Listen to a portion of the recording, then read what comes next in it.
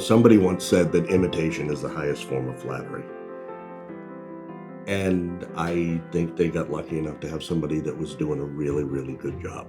Because sometimes it is, and sometimes it really isn't. Take, for example, a lot of the Elvis impersonators. Some of them are really, really good. And some of them are so bad that I am convinced that is the indisputable proof that Elvis is really dead. Because if he wasn't, he would come back and probably beat the crap out of him.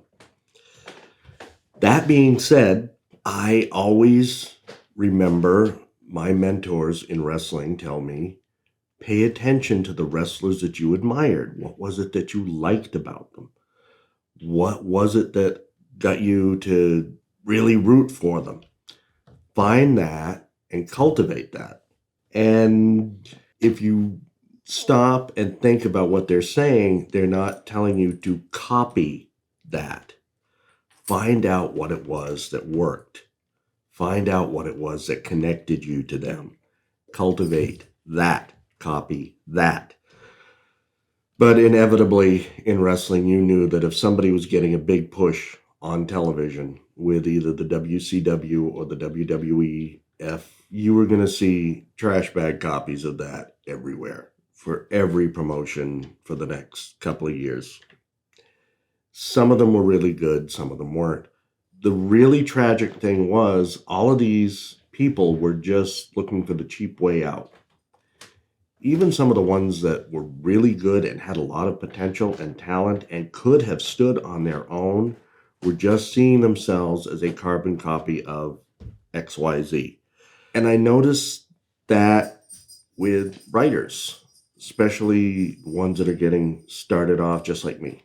And please remember that when I'm talking about this, I'm not speaking from some lofty literary Olympus. I'm talking about other people down in the trenches like I am. We haven't had the big breakthroughs. We haven't had the big breakouts.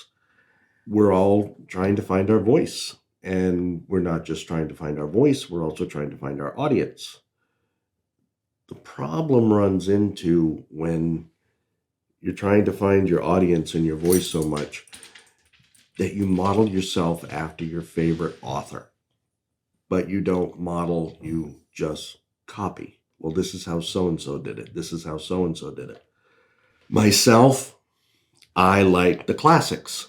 I like Dashiell Hammett. I like Ernest Hemingway. I like Dorothy Sayers. I like Raymond Chandler. I like Agatha Christie. I like John Steinbeck, William Faulkner.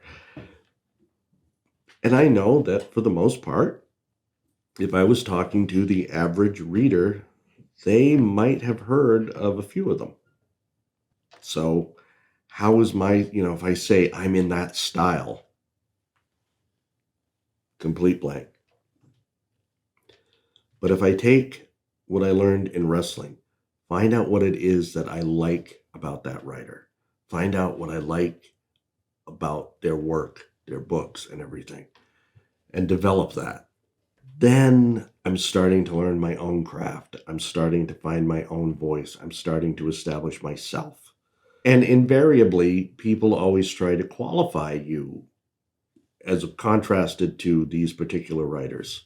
Somebody once asked me, are you trying to be the next John Le Carré? Are you trying to be the next Stephen King? Are you trying to be the next whoever? And I got accused of being very egotistical when I looked them dead in the eye and said, no, I don't want to be the next anybody. I want to be the first me. Well, who are you? I says, I'm the person who's becoming a writer just like John Le Carré, Ernest Hemingway, Stephen King, Raymond Chandler, and all these other people.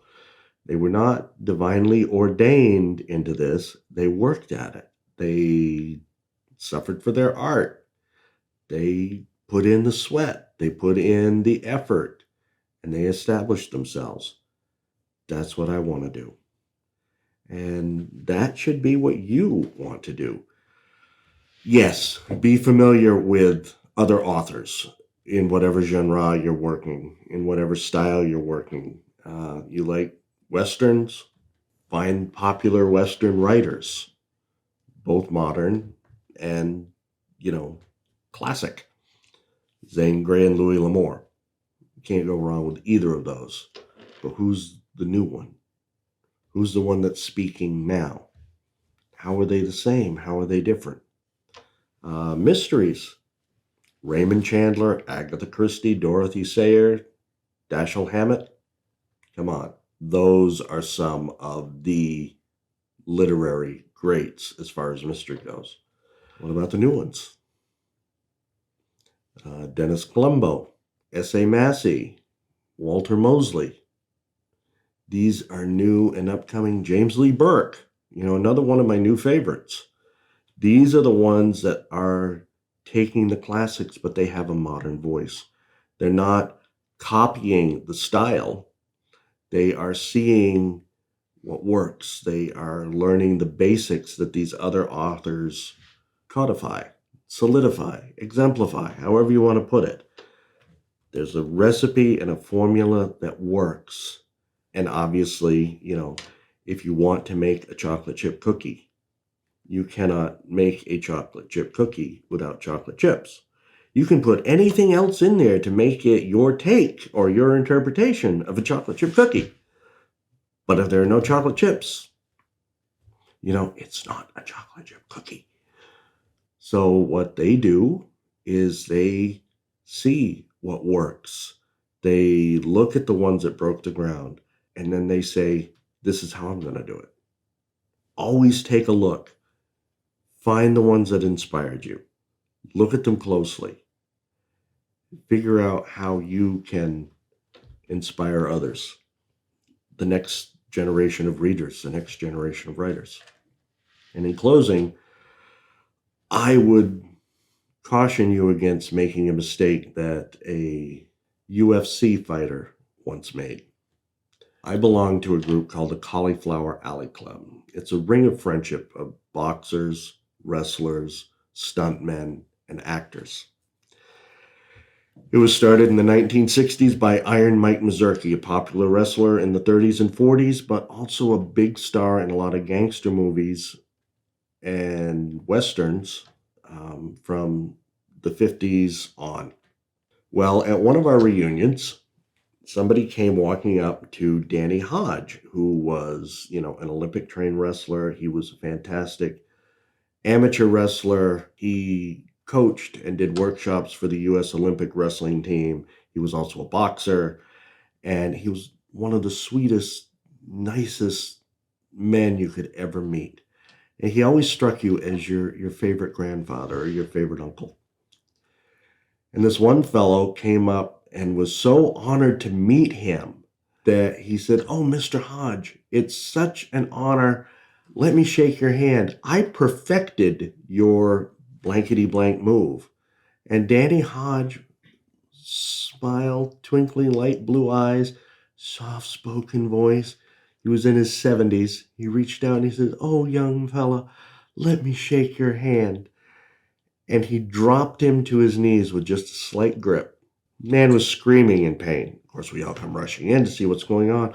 Oh, I'm so sorry. I'm so sorry. I didn't mean to hurt you. Sometimes, I'm an old man. Sometimes I forget my strength and everything. Let me help you up. You said you perfected my move. Oh, thank you so much for... Dropped him to his knees again. And he started to bring him up. And the guy said, "Yeah, I perfected it when I started doing..." Dropped him to his knees a third time. Somebody leaned over and said, "Listen, Mr. Champion, a 72-year-old man who has been retired for almost 30 years has just dropped you to your knees 3 times inside of 1 minute. You might want to learn something called humility." And so remember, you're not going to be perfecting anything that the ones that came before you did.